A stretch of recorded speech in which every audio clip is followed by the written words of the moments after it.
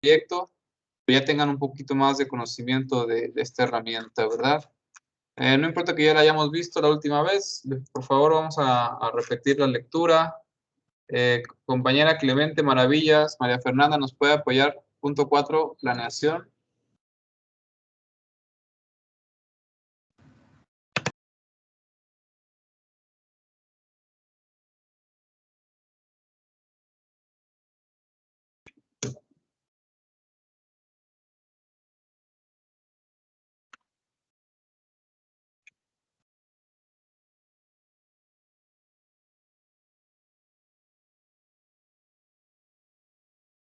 Compañera María Fernanda. Creo que no se encuentra en la sesión. A ver, vamos a ver quién más está. Trujillo Pérez, Otoniel, por favor, el punto 4, planeación. Sí, profe. Esa se realiza en cada una de las etapas por las que se atraviese un proyecto, así como en cada parte que lo forman, obteniéndose programas generales y particulares de desarrollo de la ingeniería básica, desarrollo de la ingeniería de detalle,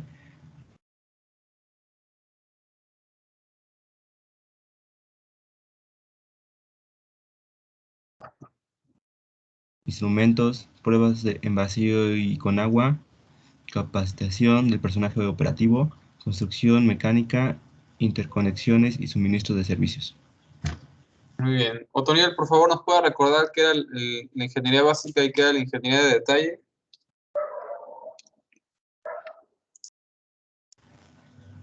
Pues, bueno, por lo que me acuerdo es que la ingeniería básica era, bueno, como la de las operaciones, bueno, de operaciones de, mm, operaciones generales, bueno, según lo que me quiero acordar.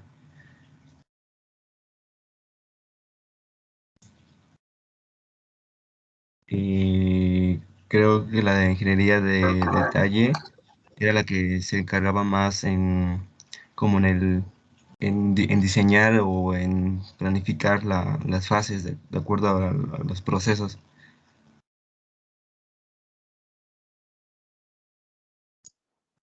A ver, por favor, busque la definición de cada una de ellas y ahorita en 5 minutos nos la define, ¿verdad? Con un poquito mejor estructurado. Mientras continuamos, la planeación debe ser cuidadosa, por favor, compañera Nayasi Sánchez Robles.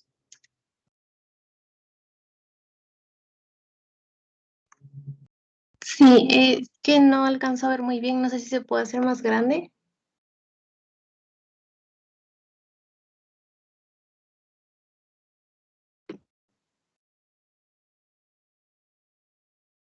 Ahí más o menos alcanzo a ver, es como que se me borra. La planeación debe ser cuidadosa. Generalmente se utilizan diagramas de barras, gráficas de Gantt. Como forma visual de expresar los programas, se tomarán en cuenta los siguientes consejos. El programa general deberá especificar claramente tiempos para cada etapa y fechas de interconexiones. Los programas particulares mostrarán el tiempo necesario para realizarse sin marca fechas, ya que se deja abierto por si se cambian las fechas del general.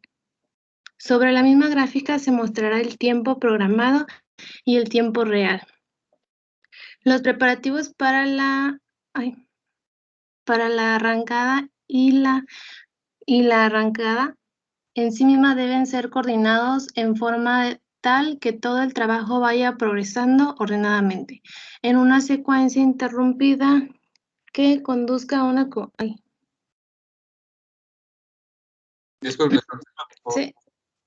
Los preparativos para la arrancada en sí misma deben ser coordinados en forma tal que todo el trabajo vaya progresando ordenadamente en una secuencia interrumpida que conduzca a una conclusión exitosa como lo es la producción total en el tiempo más corto.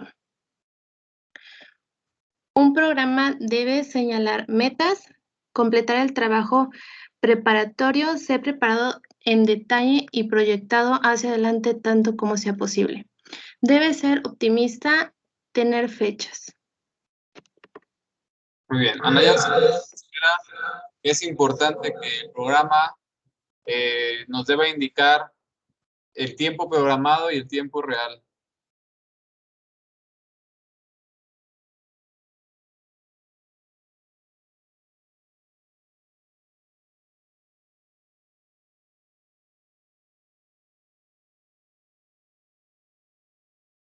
No, ¿y cómo?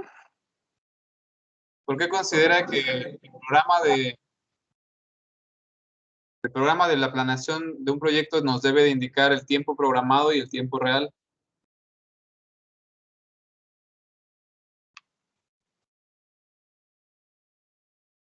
¿Por qué es importante este punto?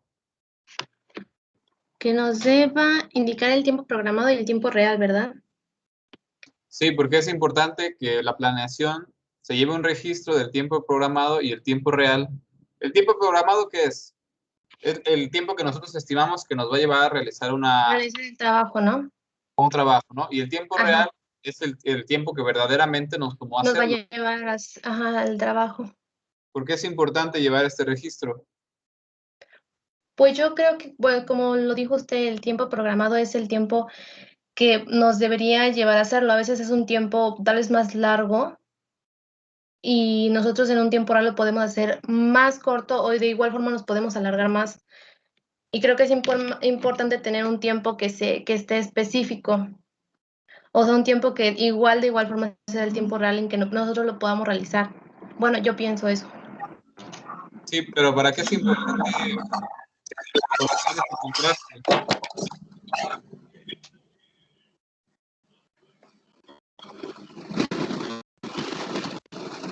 ¿Para qué es importante la planeación? Sí, ¿verdad? Es que se me corta un poco. A ver, voy a ponerle la pregunta en el chat. Ah, sí.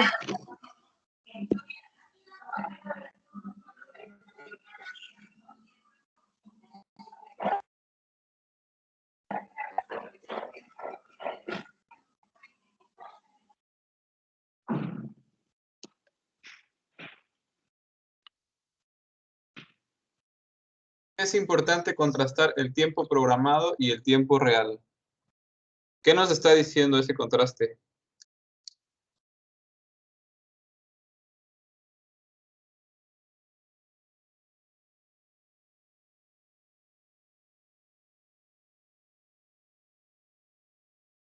A ver, algunos de sus compañeros que quieran apoyar a su compañera, ¿para qué se imaginan que sea importante contrastar el tiempo programado y el tiempo? Para poder tener como control de la producción, o sea, podemos tener un estimado de tiempo, pero si nos pasamos, o sea, en producción nos pasamos de tiempo, podemos hacer algunas estrategias para reducir tiempos y alargar la producción. ¿Estamos hablando de la producción? ¿O de qué estamos hablando en este caso?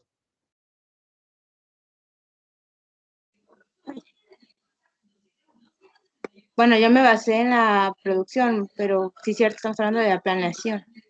Estamos hablando de desarrollar un proyecto, ¿no? Uh-huh. Por ejemplo, en este caso, que es la materia de arranque de plantas, estamos hablando de la construcción de una planta, ¿no? Si relacionamos las actividades anteriores, desarrollo de la ingeniería básica, desarrollo de la ingeniería de detalle, procuración y expeditación, construcción civil, aquí no estamos hablando de producir como tal un bien, ¿no? Estamos hablando de desarrollar un proyecto. Habíamos dicho, ¿verdad? En operación de plantas, la otra materia habíamos dicho que una manera de medir el rendimiento de nuestra planta o de nuestra operación es con indicadores de rendimiento, ¿verdad? En este caso, cuando estamos desarrollando un proyecto, habíamos dicho que siempre en el desarrollo del proyecto estamos trabajando a contratiempo, ¿verdad? Porque entre más tiempo se extienda el desarrollo de un proyecto, sale más costoso.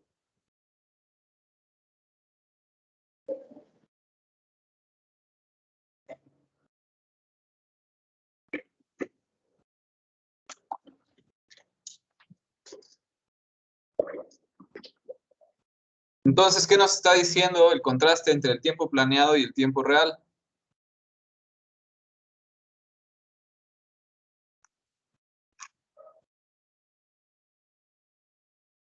Muy bien, gracias, Andrés. Es un indicador de si estamos cumpliendo o no con los objetivos del desarrollo del proyecto, ¿verdad? Es un indicador de rendimiento en el desarrollo de proyectos, ¿sí? Como en el desarrollo de proyectos no podemos, no tenemos porcentaje de eficiencia, no tenemos un porcentaje o un tamaño de producción, una meta de producción o una meta de ventas. Una manera de determinar si estamos cumpliendo o no si estamos llevando bien nuestro trabajo, es identificando si el proyecto se está desarrollando en el tiempo planeado, ¿verdad?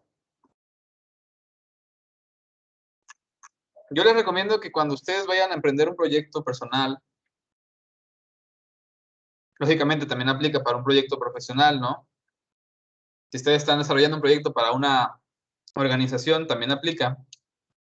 Pero desde ahorita que ustedes están empezando su vida profesional, yo les recomiendo que aprendan a usar este tipo de herramientas y las apliquen en sus proyectos personales, ¿sí? Por ejemplo, si ahorita, ¿cuántos de ustedes van a hacer tesis? Ahí, por favor, si pueden ir levantando su manita nada más para sacar un censo rápido. 2, 3, nada más 3, 4, 5, 6, 7, 9, bueno, 8. Bastantes de ustedes van a hacer tesis, ¿verdad? Cuando ustedes empiecen a planear el desarrollo de su tesis, van a tener que realizar una gráfica de Gantt, ¿sí? Se le llama programación del proyecto y van a tener que definir cuánto tiempo les va a tomar desarrollar, por ejemplo, el marco teórico, cuánto tiempo les va a tomar desarrollar la metodología, cuántas semanas les va a tomar hacer la experimentación, analizar los resultados, etcétera, ¿no? Ese va a ser el primer acercamiento que van a tener ustedes con una herramienta de planeación. Yo les sugiero que no sea la única vez que la apliquen, sino que ustedes cuando quieran desarrollar un proyecto de manera personal, ¿no? Tal vez algunos de ustedes vayan a desarrollar su propia empresa, tal vez algunos de ustedes, puede ser desde, por ejemplo, desarrollar una empresa, que es un proyecto grande, ¿no? Un proyecto importante, hasta puede ser en la búsqueda de un empleo, ¿sí? En la búsqueda de un empleo tienen pasos sistematizados que tienen que seguir, ¿verdad? Para poder cumplir su objetivo, ¿no? Que es conseguir que los contraten, ¿sí? Y pueden establecer metas, ¿verdad? Pueden establecer un tiempo de planeación, ¿sí? Me va a tomar, por ejemplo, 2 días crear, 2 días, por ejemplo, recopilar o 2 días definir mis habilidades, ¿no? Un día definir mis habilidades, otro día definir mis aptitudes, otro día o 2 días para juntar mi documentación, otro día para hacer mi currículum, ¿sí? 2 semanas para enviar solicitudes, poner una meta de números de solicitudes que van a enviar, ¿sí? Entonces, traten de aplicarlo, aunque sea en proyectos pequeños, personales de ustedes, o grandes, porque pueden tener proyectos grandes, personales también, y se van a ir acostumbrando a utilizar este tipo de herramientas de planeación. Y en el momento que ustedes lleguen a una empresa, ¿sí? Lógicamente no les van a encargar planear un proyecto el primer día que lleguen a una empresa, pero si ustedes ya saben usar las herramientas o colaboran de cerca con la persona encargada de desarrollar un proyecto, pues van a tener muchísimo más confianza en utilizar las herramientas y no se van a tener que poner en ese momento a aprender a utilizarlas, ¿verdad? Muy bien, vamos con la sección de inspección. Vamos a ver. ¿Quién quiere leer? ¿Alguien de los que tenga la manita levantada? Por favor, Miguel Ángel Hernández Rivera, inspección.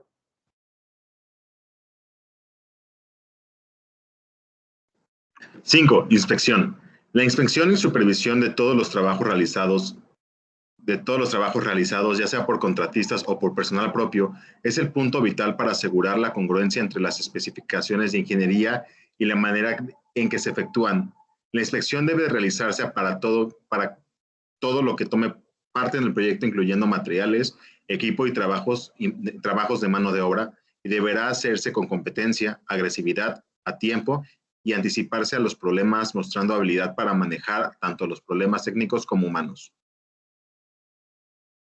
Hasta aquí una pausa. Miguel Ángel, que ustedes ya están haciendo sus prácticas, ¿verdad? Sí. ¿Nos puede comentar si se ha encontrado con algún problema técnico dentro de su experiencia? Realmente yo no me he encontrado con ningún problema técnico porque no estoy en un área de producción, sino estoy en el área de programación. Pero, por ejemplo, un problema técnico puede ser desde, digamos, que se descomponga una computadora, ¿no? Que, no sé, que falte un material para poder llevar a cabo sus actividades. Bueno, pues en la planta sí, de repente hacen falta químicos o cosas importantes para dentro del proceso, como vendrían siendo tintes y tinturas para teñir el cuero. Bien. Pero son problemas técnicos, ¿no? Cuando ustedes se encarguen de desarrollar un proyecto, tienen que ser capaces de anticipar los problemas técnicos que se puedan presentar, ¿sí? Parte de la inspección, ¿verdad? No nada más nos referimos a una inspección visual de lo que vendría siendo los equipos, ¿no? O la organización, o en general la parte física, ¿no? La inspección también se refiere a yo qué me puedo imaginar que puede salir mal, ¿sí? Y va desde el aspecto técnico hasta el aspecto humano, ¿sí? A ver, usted mismo, Miguel Ángel, o alguien de los que ya haya trabajado o que esté trabajando, ¿se ha encontrado con alguna dificultad humana?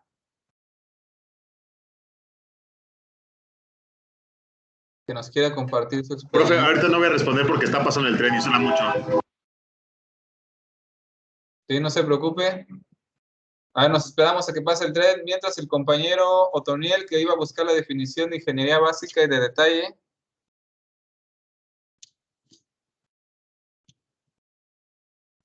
Sí, profe, pues la busqué y como lo había mencionado, bueno, a lo mejor no dije tan exactamente, pero que se enfoca más al, digamos, como bueno, a los criterios generales o las ideas básicas del proyecto.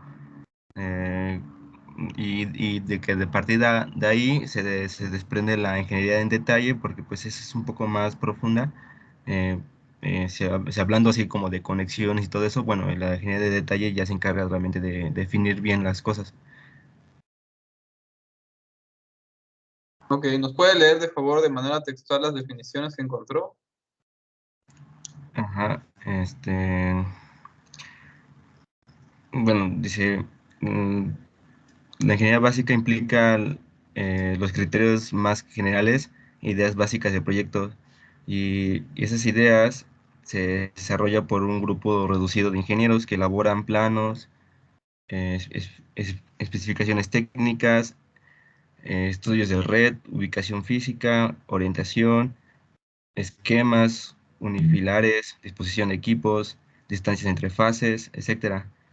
Y de ahí se desprende lo que es la ingeniería en detalle, que somete a lo que es la ingeniería básica a una cuidadosa revisión detectando las observaciones que merezcan los cambios y poniendo las mejoras que correspondan.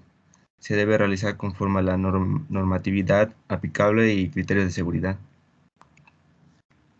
Muy bien, Otoniel, muchas gracias. Le tomo en cuenta su participación por ayudarnos ahí con las definiciones. Muchachos, para aquellos que todavía les gustaría meterse en definiciones más profundas de lo que viene siendo o de qué parte se encarga la ingeniería básica y de detalle, los invito a ver material audiovisual, ¿no? Todos los conceptos que vayamos viendo aquí en la clase, ¿verdad? Algunos los podemos ver de manera más profunda y algunos los podemos ver de manera muy superficial. Yo les invito a que los que a ustedes les llame más la atención no se queden con la definición que encontremos aquí en la clase, ¿no? Intenten de profundizar lo más allá que puedan. Muchas gracias, Otoniel. Miguel Ángel, ¿iba a comentar alguna experiencia por ahí? Con problema humano, pues lo que puedo ver dentro de la planta es que muchos operadores y obreros no toman en cuenta las medidas de seguridad, como que ponen barriles y tambores en lugares donde áreas de salidas de emergencia o cerca de los propios, ¿cómo se dice? De los propios materiales de primeros auxilios, que no toman en cuenta ese tipo de cosas. Ok. La cuestión de seguridad es una parte que viene desde la construcción de una planta, ¿verdad? Obviamente durante la operación y hasta cuando se va a deconstruir la planta, ¿verdad? En el proceso que estamos viendo de Lisina, esa planta como tal se desmanteló en su momento, ¿sí? Cuando terminó operaciones. Y se me platicó una anécdota de unas personas que habían sido contratados precisamente para desmantelar los reactores no eran los de Lisina, me parece que eran los de la planta de Treonina. Y ahí les comparto la experiencia porque, bueno, porque al final de cuentas se puede aprender, ¿no? Qué mejor que aprender de la experiencia de otras personas y que no nos pase a nosotros, ¿no? Aquí el encargado de desmantelar la planta, ¿sí? Obviamente era un ingeniero muy experimentado, que había vivido durante el tiempo de vida de la planta en operación, él tocó vivir muchas facetas, ¿sí? Y hubo una parte cuando estaban desmantelando los reactores que no me acuerdo bien cómo estuvo. El chiste es que debajo de los reactores, en los cimientos, se había acumulado una serie de desperdicios industriales que emanaban gases, entre ellos dióxido y monóxido de carbono.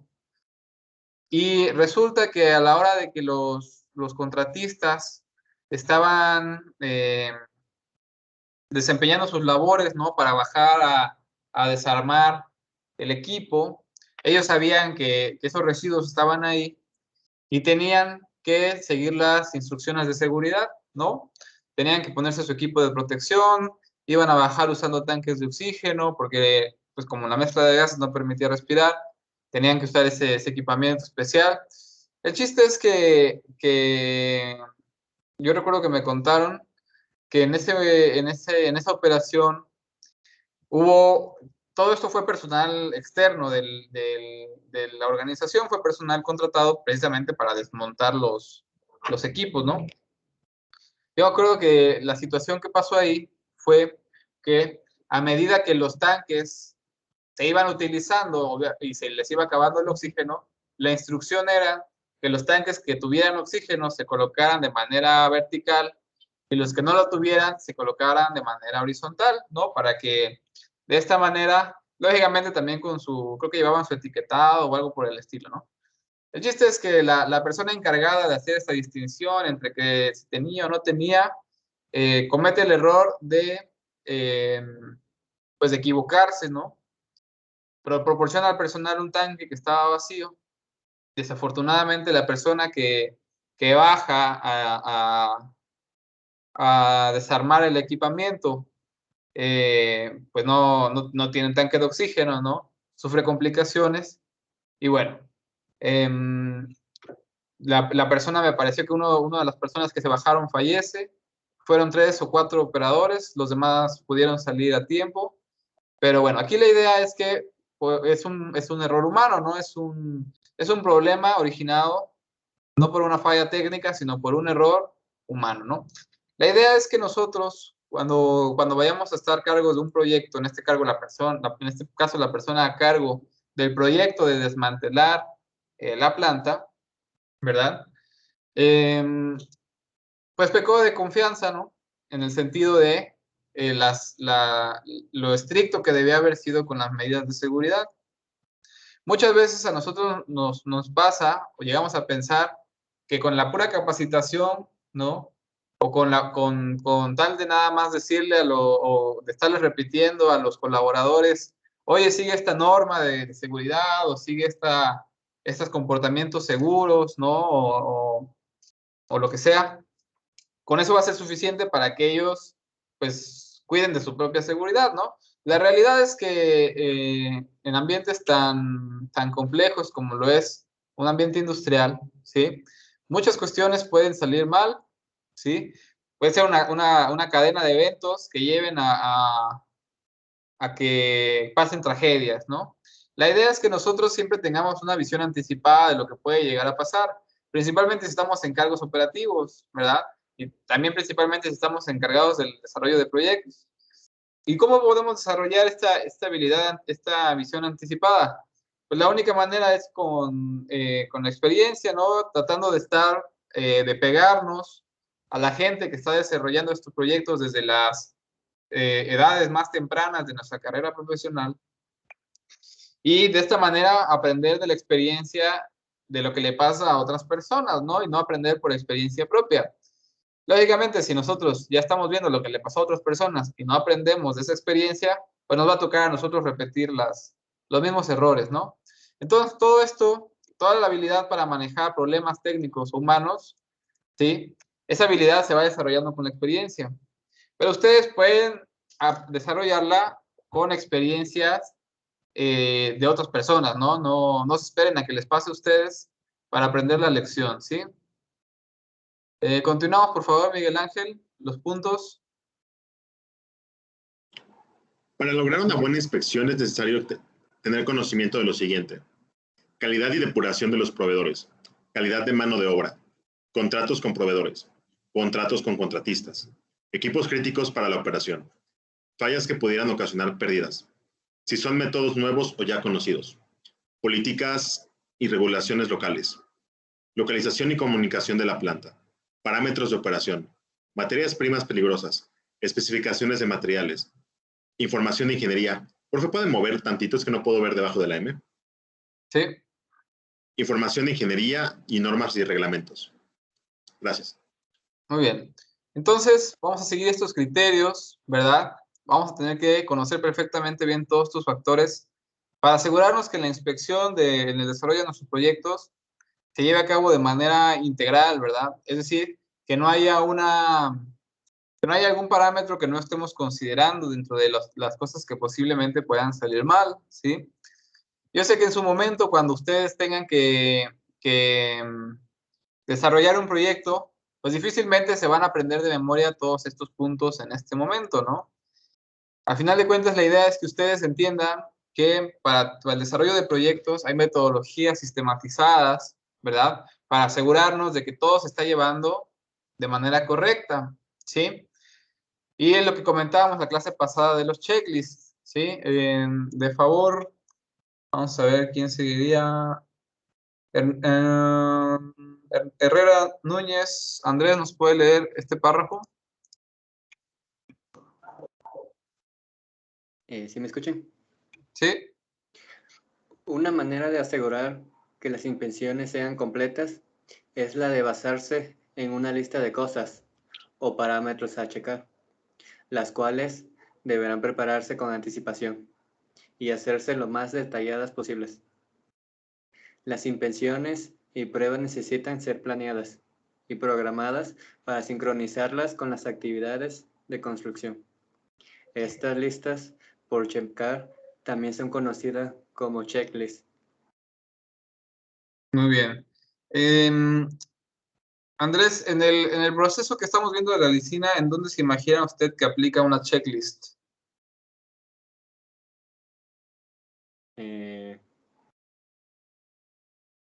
Primero sería en la materia prima, que sería ahora sí el cuidado que se da ahora sí en el laboratorio. Ok. Ya de ahí seguíamos cuando sigue el flujo del caldo, o sea, que vaya así correctamente. Ajá. Uh-huh.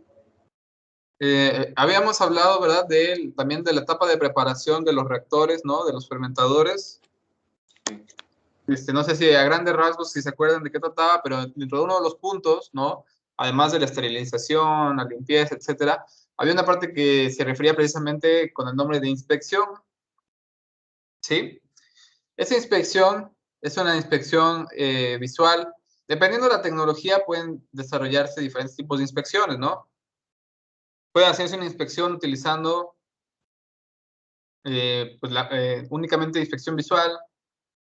Puede hacerse una inspección utilizando sistemas infrarrojos, ¿no? O sistemas térmicos que nos dicen si hay algún punto en la tubería, ¿no? Que se esté calentando, ¿sí? Hay diferentes maneras de hacer inspección. Dependiendo de los requerimientos del proceso, ¿sí? Y lógicamente también dependiendo de los requerimientos de la instalación que estamos llevando a cabo en cualquiera de estas facetas, ¿sí? Va a ser necesario implementar varias checklists, ¿sí?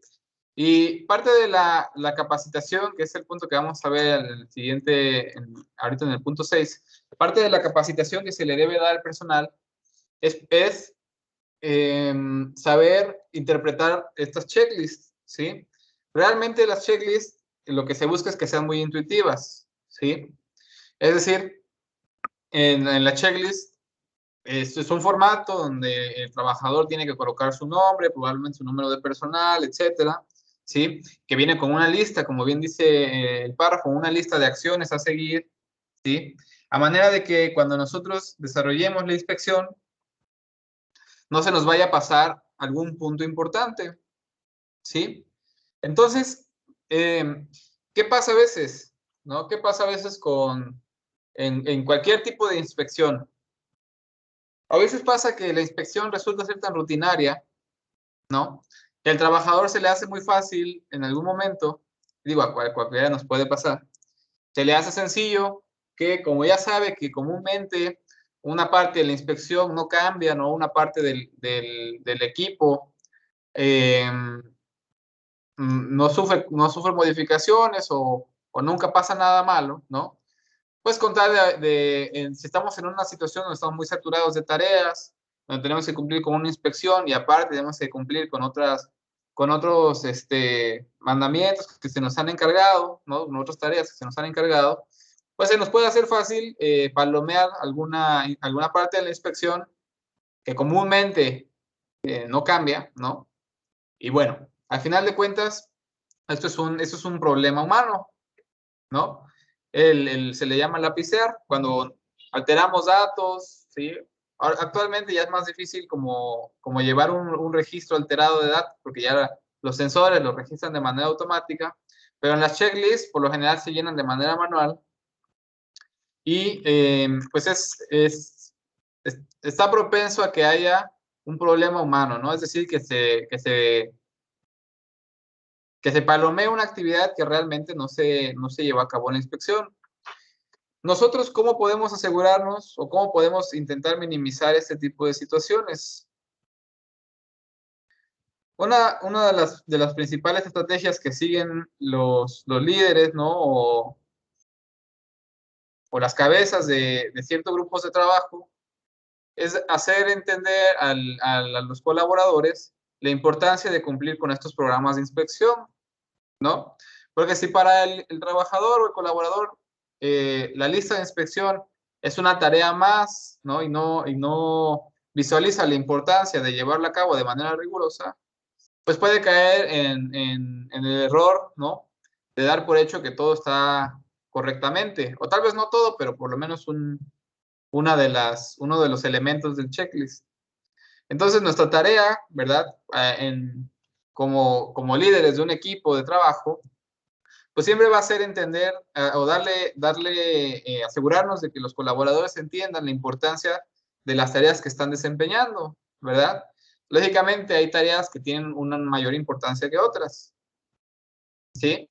Pero nuestro trabajo va a ser siempre hacerles saber que el trabajo que ellos están desempeñando es sumamente importante y las consecuencias que pueden existir si no se lleva a cabo de manera eficiente, ¿no? Muy bien. Esto nos lleva al siguiente tema, que es el entrenamiento. Por favor, Andrés, continuamos. Entrenamiento.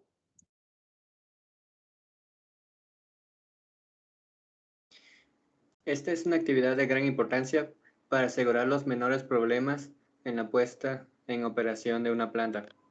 Sirve para entender y dominar las actividades a realizar, con lo cual se trata de ir a ciegas en el trabajo de arranque.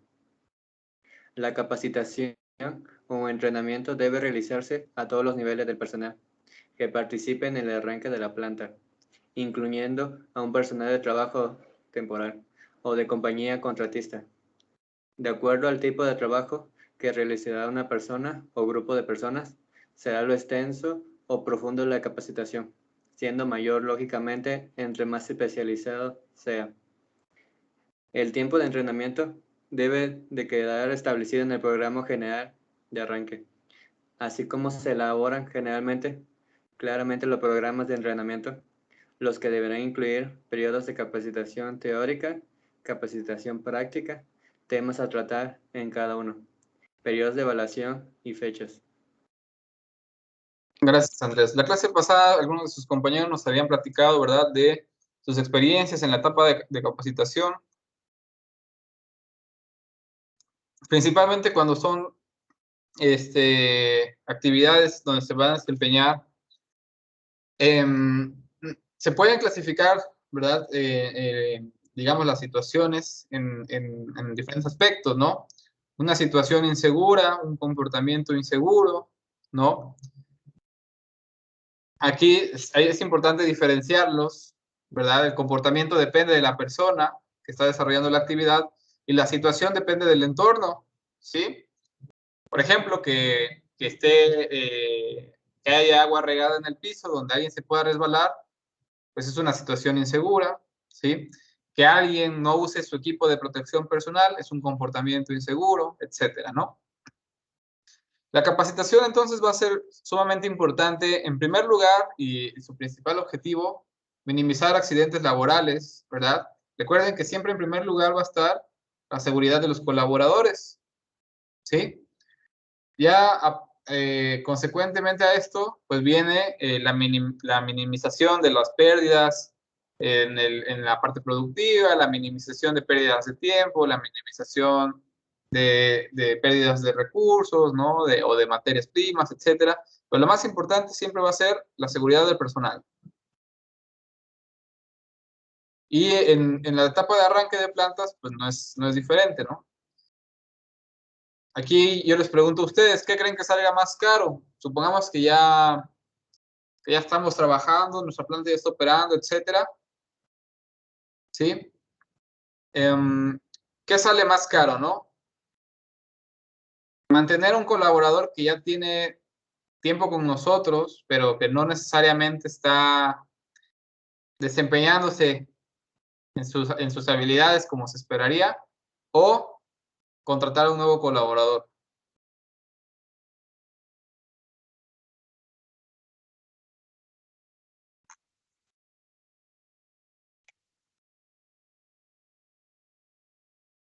¿Qué se imaginan ustedes que es más costoso?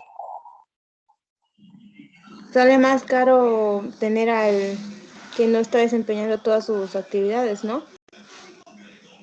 Porque a pesar de que al nuevo tienen que darle capacitación, pues bueno, no sé si se pueda desenvolver mejor y pueda dar mejores resultados.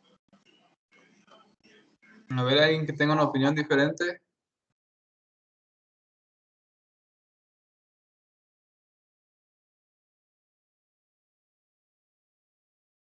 Vamos a debatir ideas. A ver, Andrés.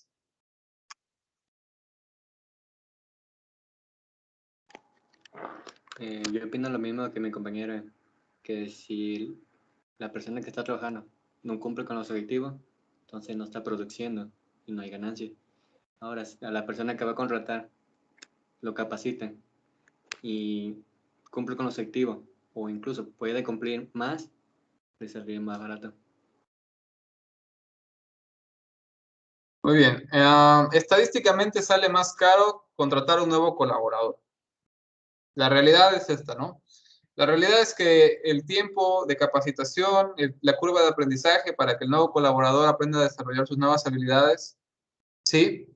Siempre va a salir más caro que buscar las razones, ¿no?, por las cuales el colaborador ya capacitado no está desempeñando sus habilidades. Lógicamente, si ya identificamos las razones por las cuales el colaborador que está con nosotros no desempeña sus habilidades, no desempeña bien sus actividades, y aún así, de que ya aplicamos acciones correctivas, sigue sin desempeñarlas, ¿no? Pues no, vaya, es un despido justificado, ¿no? En su momento, cuando en organización de industrial lleguemos a la parte de despidos y demás, vamos a ver cuál sería una situación de despido justificado y no justificado, etcétera. Pero bueno, en términos muy generales, ¿sí? Siempre va a salir más caro contratar un nuevo colaborador, ¿sí?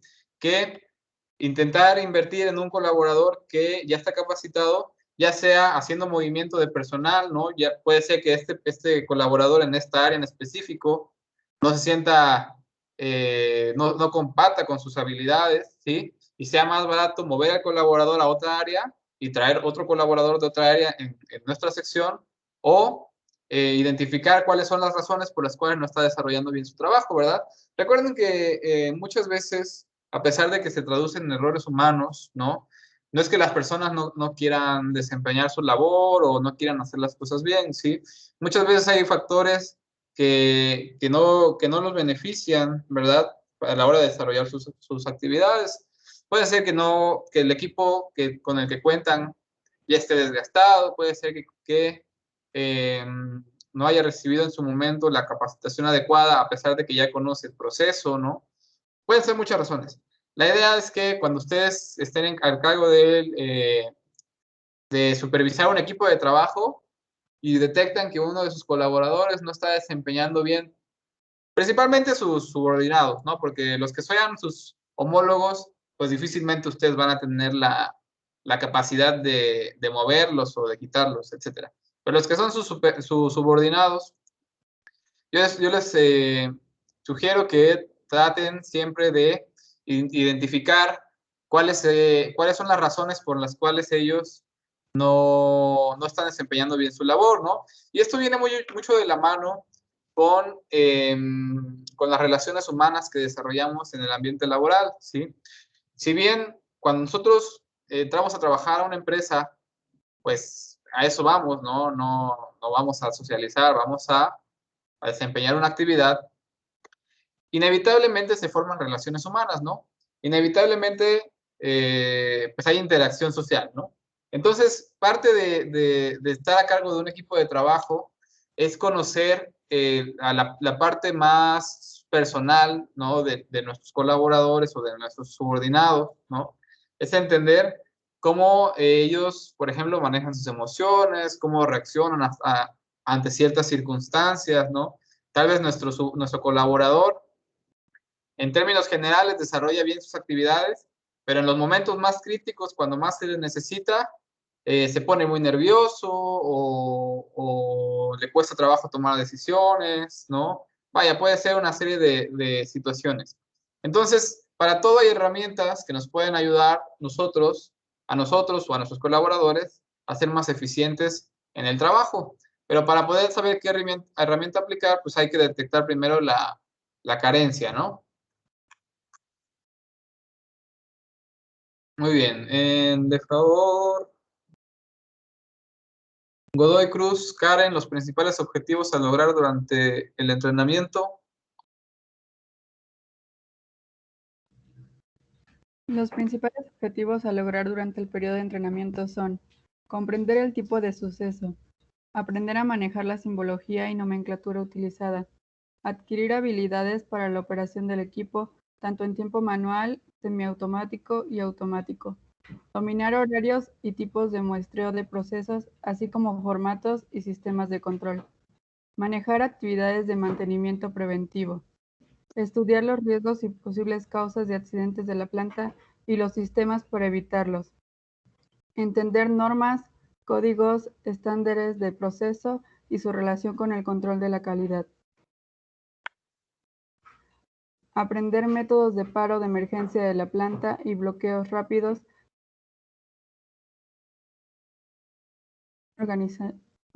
Organizacional de la planta, conociendo el sistema administrativo de esta. Comprender la interrelación entre los diferentes departamentos de la planta.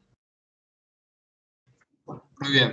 Cuando ustedes se encuentren en esta etapa de la curva de aprendizaje en su nuevo trabajo, ¿verdad? Esta es una buena lista de las cosas en las que se tienen que enfocar, ¿sí? Durante esta etapa de la curva de aprendizaje, ¿sí? Yo les sugiero que cuando ustedes empiecen a elaborar, busquen entender el trasfondo detrás de la importancia detrás de estas actividades, ¿no?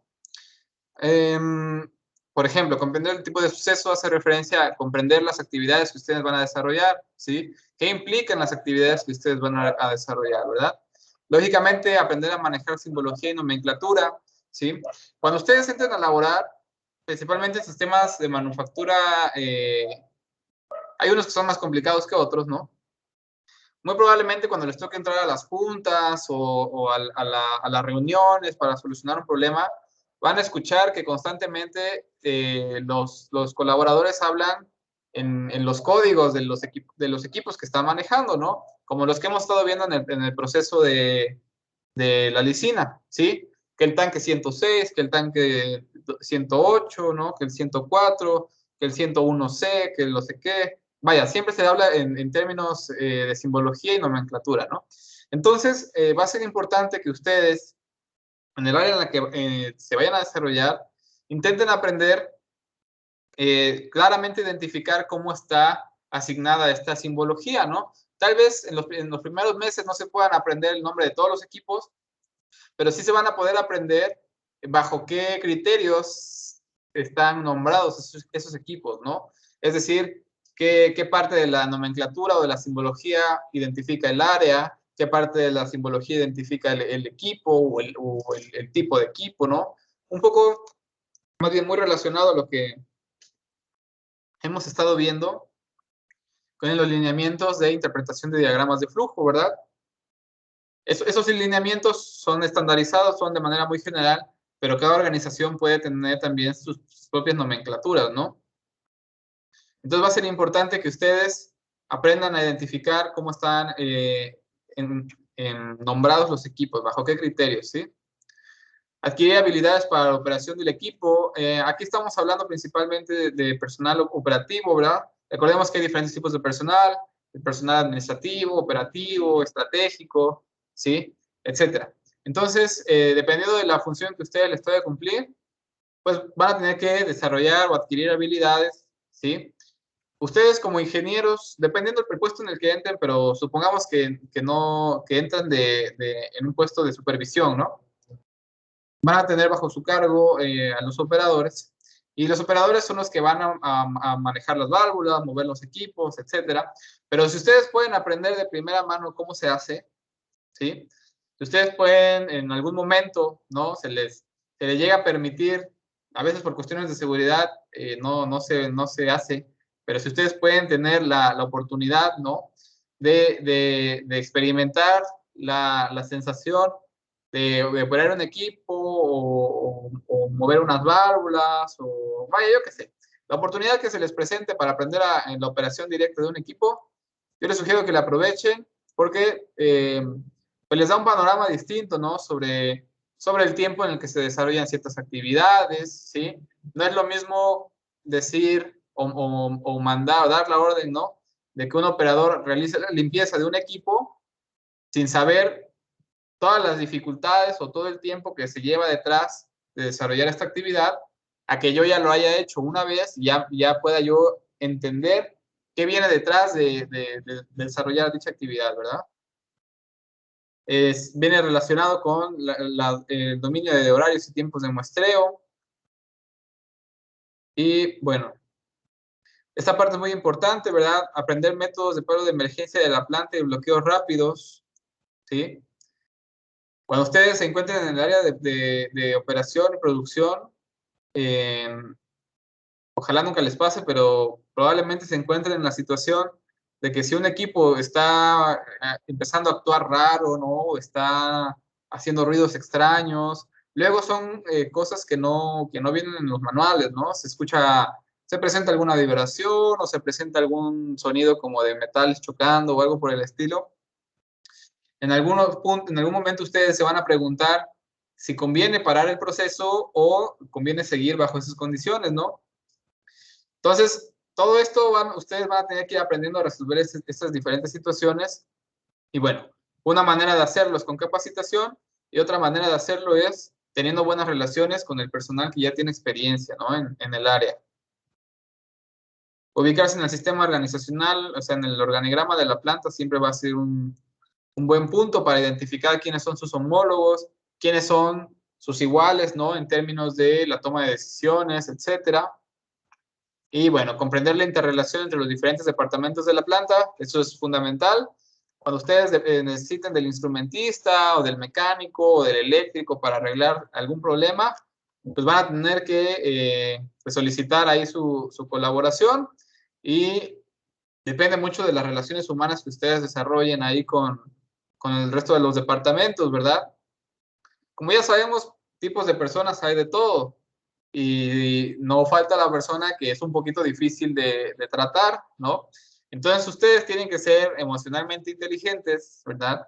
Y saber identificar cómo tratar a cada tipo de personas dependiendo de ellos, cómo son de reactivos, ¿no? O cómo son en su manera de ser.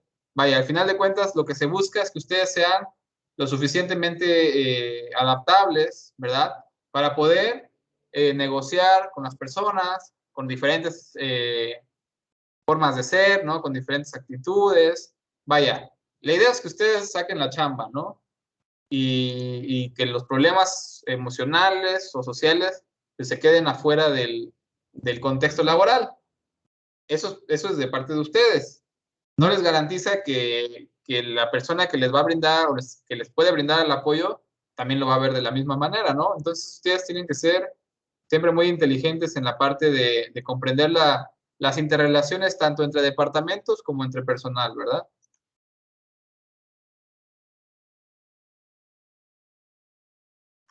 Muy bien.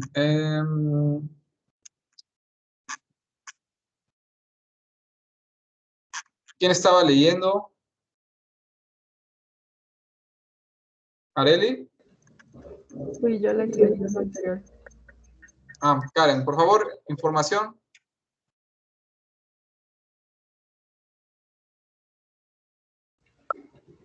Información. Es necesaria una representación escrita de toda esta, la cual podrá ser consultada por cualquier persona involucrada en el proyecto.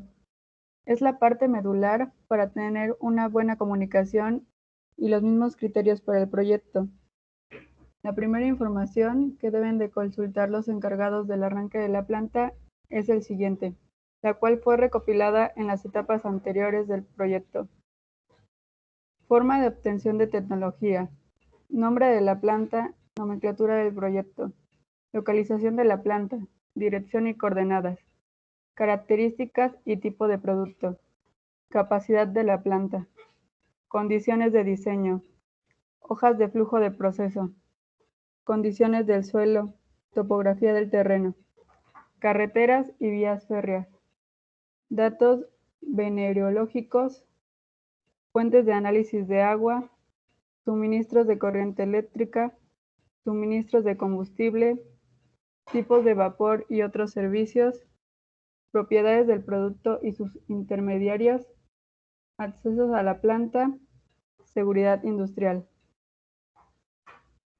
La mejor manera de representar geográficamente la información técnica es mediante la utilización de hojas de flujo, hojas de datos y especificaciones, diagramas de orientación e isométricos, vistas generales. Muy bien, ¿verdad? De toda esta información, ¿sí? Lógicamente va a haber alguna que para nosotros sea muchísimo más fácil de procesar que otras, ¿sí? Por ejemplo, lo que estamos más familiarizados, ¿no? Hojas de flujo de proceso, tal vez algunos se desarrollen más en la parte de análisis de aguas, ¿sí? Suministros de corriente eléctrica puede ser un poco más para los ingenieros eléctricos, pero pues nosotros también le podemos aprender. Suministro de combustible va muy de la mano de ingeniería química. Tipos de vapor y servicios, ni se diga. Eso nosotros lo debemos de saber. Las propiedades del producto, ¿sí? Eso también va muy de la mano por ejemplo, lógicamente el departamento de calidad debe conocer perfectamente bien qué características debe tener el producto para que se pueda comercializar, ¿no? Y dentro del departamento de calidad, pues nosotros podemos tener ahí un papel importante. Seguridad industrial también es un aspecto que el ingeniero químico puede desarrollar sin ningún problema. Y bueno, al final de cuentas debemos saber interpretar prácticamente todos este tipo de información, ¿verdad? Los diagramas de orientación e isométricos, ¿verdad? Básicamente estamos hablando de perspectivas de los equipos, ¿no? Y aquí va un poco de la mano para aquellos que tengan un poco de experiencia en dibujo técnico o en dibujo asistido por computadora, etcétera. Pero bueno, vamos a ver aquí a detalle esta información. Alguna de ellas ya lo conoce, pero pues no está mal reforzar el conocimiento, ¿verdad? Vamos a ver aquí. Aida Nepomuceno, por favor.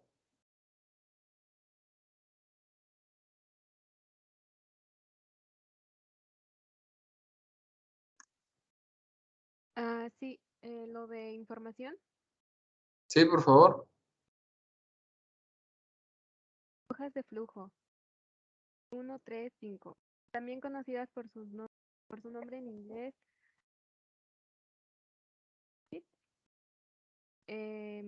Es la presentación gráfica del proceso químico a realizar. Son la mejor manera de representar visualmente cada uno de los pasos o etapas de este. Pueden ser generales o particulares. Estos últimos mostrarán más detalles específicos. Existen diferentes tipos de hojas de procesos, entre los que tenemos diagramas de bloques, usados solo como una presentación preliminar o básica del proceso, no incluye detalles.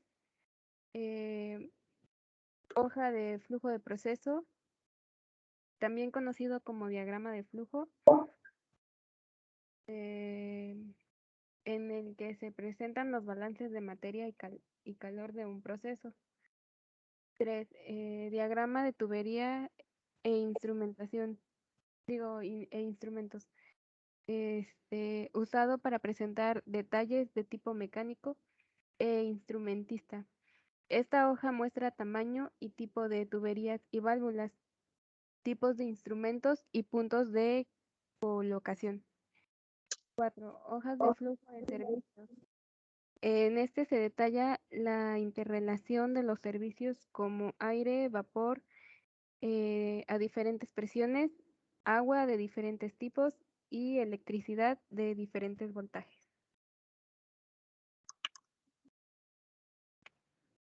5. Diagrama de instrumentos. Define cada acción de los instrumentos, válvulas y tipos de control, alarmas sonoras y luminosas, etc. 6. Vistas generales. Considerado como una gran ayuda suplementaria para tener una visión más realista de las dimensiones, rutas y ubicación de la planta en general y equipos particulares. Layout, plano de conjunto o de distribución general. En inglés también significa diseño de plantas. Muy bien. Aida, una pregunta, por ejemplo, ¿en qué situaciones usted considera que le va a utilizar un diagrama de tubería e instrumentación? Pues cuando se presente tal vez alguna falla o algún problema en el proceso, y bueno, no sé, tal vez cuando se rompa también una tubería, tal vez, o se presenta una falla en estas. Muy bien. Supongamos que está trabajando con un reactor de estos que hemos estado viendo, ¿no? De la lisina, ¿sí? Los 106, los grandotes, y de repente deja de funcionar, ¿no? El sistema de agitación. Lógicamente, usted, ¿qué acciones puede tomar? Puede contactar, ¿no? al departamento de mantenimiento o al instrumentista. Le va a llamar y que el diagrama de tubería e instrumentación sería una de las principales o la primera, la primera fuente de información que usted va a tener que tener disponible, ¿verdad? Si viendo todas estas definiciones, si lo que falla no es la agitación, sino que, no sé, el indicador de flujo deja de reportar, ¿qué diagrama estaría solicitándole?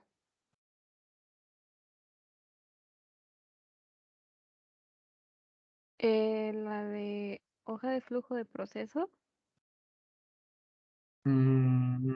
Supongamos que lo que falla es nuestro medidor de flujo, ¿no? Ajá. ¿Qué hace el medidor de flujo? ¿Qué cuantifica?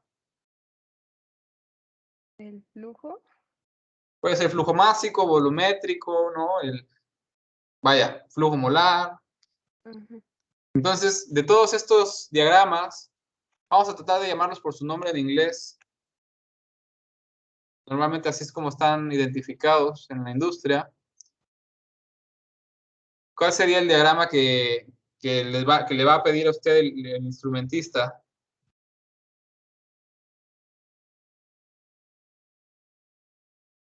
Hoja de... el de...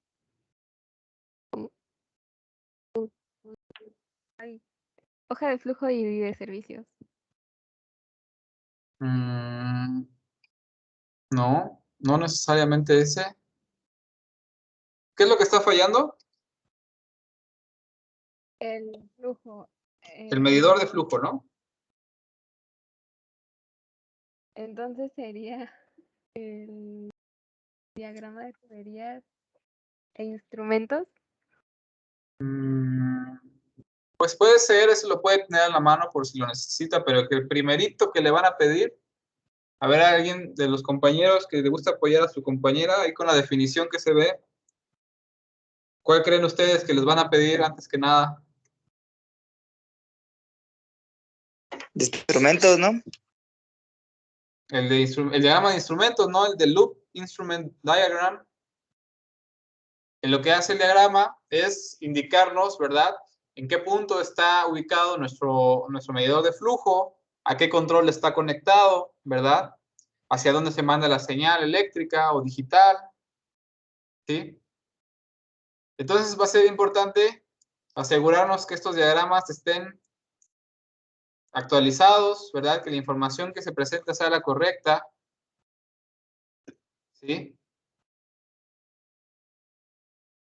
Imagínense que ustedes quieren que el departamento de mantenimiento les ayude a resolver un problema con un medidor de flujo y resulta que su diagrama no está actualizado,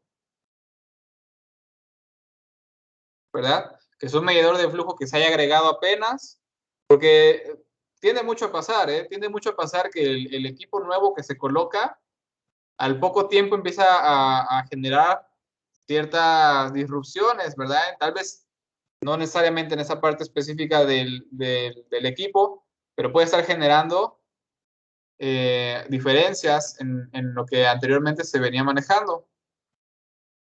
Entonces, ¿cuál es nuestra responsabilidad como supervisores de esta área? Pues mantener actualizada la información, ¿sí? Esta información que se debería de generar desde el arranque de la planta, no es raro que vaya cambiando conforme el tiempo, ¿verdad? Es normal que a los equipos se hagan modificaciones, que si bien en un principio del arranque de la planta se tenga un tipo de instrumentación conforme el paso del tiempo, se adquiera nueva tecnología o se adquiera otra marca diferente de instrumentación, ¿sí? Y todo eso puede generar variaciones en nuestros diagramas y en nuestra información, ¿verdad? Entonces nosotros tenemos que asegurarnos de que contamos con información más actualizada, ¿verdad?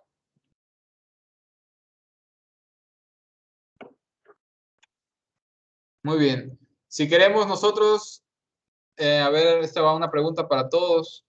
Si queremos nosotros ver la posibilidad de adquirir un nuevo equipo, ¿cuál es el diagrama que vamos a tener que tener así bien actualizadito, o los diagramas.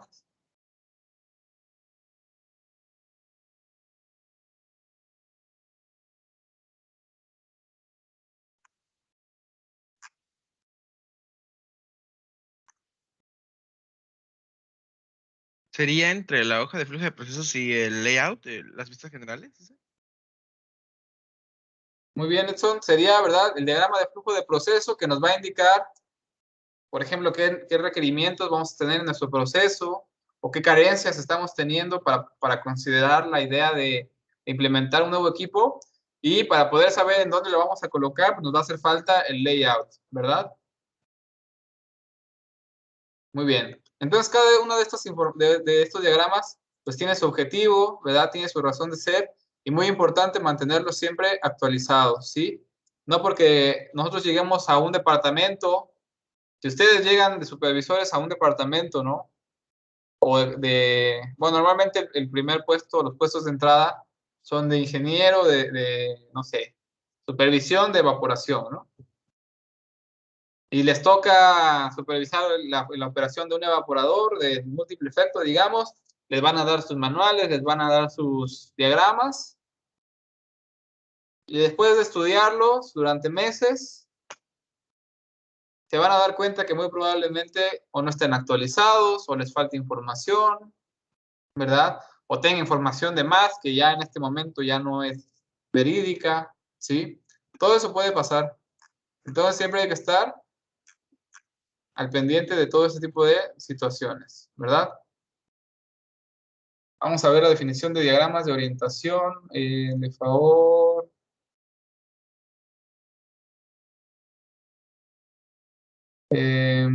Vamos a ver aquí.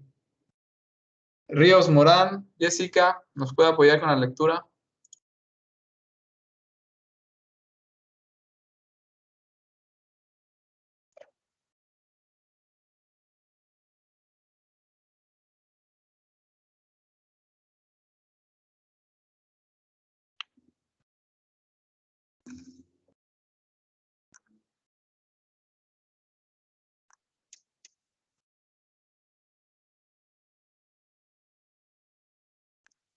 Que tiene problemas, dice la compañera. A ver, Itzel Galvez, Cristino.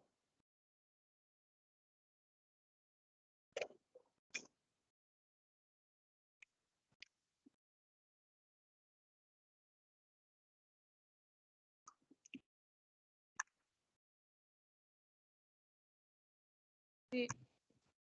Son representaciones gráficas de la ubicación de orden de colocación de los diferentes departamentos y accesorios, etcétera, para que queden ordenados de un modo lógico, fácil y práctico de operar. Entre los principales diagramas tenemos diagrama general de la planta, también conocida como plot plan, terreno de la planta, muestra la ubicación de esta en el territorio correspondiente, marcando las coordenadas y señalando el norte gráfico. El norte de la planta, sus límites y distribución interna de los diferentes departamentos, así como vías de acceso y medios de comunicación. Por comodidad, normalmente se establece en este diagrama la ubicación de otro punto de referencia llamado norte de la planta, que puede ser diferente al norte geográfico y se ubica de manera que quede simétrico a la construcción de la planta y se especificará los grados angulares de desviación entre estos dos puntos. Diagrama de distribución de equipos. En algunos casos llamados vistas o trazos generales. Marcan la ubicación del equipo y de las diferentes zonas dentro de un área o departamento. En estos diagramas, por lo general, se marcan ejes transversales a través de esta y que servirán como coordenadas. Normalmente, estos ejes coinciden con los castillos, columnas o estructuras arquitectónicas del edificio. Diagrama de erección o colocación de equipo. Muestran la ubicación correcta del equipo indicado, las distancias para conexiones de este con los demás accesorios como tuberías, controles, tolvas, reactores. Muestra también la altura de este, así como las dimensiones y tipo de base o fundación civil de soporte. En este diagrama se debe de establecer el espacio libre necesario para casos de desamble por futuros trabajos de mantenimiento u de operación.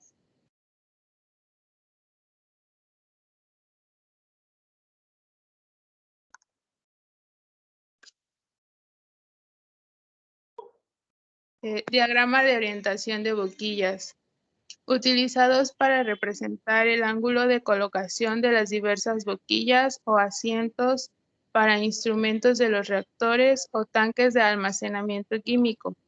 Son muy importantes para asegurar la congruencia de estos con la tubería a instalar. En estos diagramas se muestran los grados angulares a que estará cada boquilla, así como el tamaño, material y objetivo de esta, así como otros accesorios como instrumentos de controles. Muy bien. Durante la clase de operación de plantas, ¿verdad? No estoy seguro si vimos un plot plan, pero si no, ahorita se los muestro, ¿sí? Lo que sí vimos era un layout, ¿verdad? Sobre la distribución de los equipos. Vimos cómo estaban acomodados los reactores, la primera semilla, la segunda y el fermentador de producción, ¿sí? También vimos un diagrama de colocación de equipo, ¿verdad? Era una vista lateral en donde se veía, me parece que era la preparación del medio, ¿verdad? Que se veía cómo estaba en un nivel la preparación, el tanque de preparación de medio. En un nivel más arriba estaba la primera semilla, ¿sí? Y el diagrama de orientación de boquillas, me parece que no lo vimos. Entonces, ahorita vamos a tomarnos un receso, muchachos, de 20 minutos, ¿sí? Regresamos 2:45. Vamos a ver unos ejemplos de estos diagramas, ¿sí? De los diagramas de bloques ya los conocen, los de flujo de proceso también. Los de tubería e instrumentación los podemos repasar para que quede claro cuáles eran. Los diagramas de flujo de servicios, vimos el de aguas para la planta de lisina, pero lo podemos volver a revisar para refrescarles la memoria. El de Loop Instrument Diagram, vimos uno, ¿verdad? Son muy parecidos a los de flujo de proceso, pero nos indican los controladores, ¿verdad? Son los que tienen las burbujitas ahí con la nomenclatura. Y bueno, los plot plans y layout son los que también vamos a revisar, ¿verdad? Entonces, ahorita regresando del descanso, vamos a ver ejemplos de estos diagramas. No los vamos a interpretar a profundidad, nada más los vamos a ver de manera muy general. Y bueno, para que quede claro, ¿verdad? De qué estamos hablando, ¿sí? Antes de retirarnos, muchachos, ¿algún comentario, alguna duda que tengan sobre lo que hemos visto? No, maestro. Gracias. Bueno, entonces nos tomamos 20 minutitos, regresamos 2:45. Ahorita nos vemos. Muy bien, hasta luego. Gracias, profe.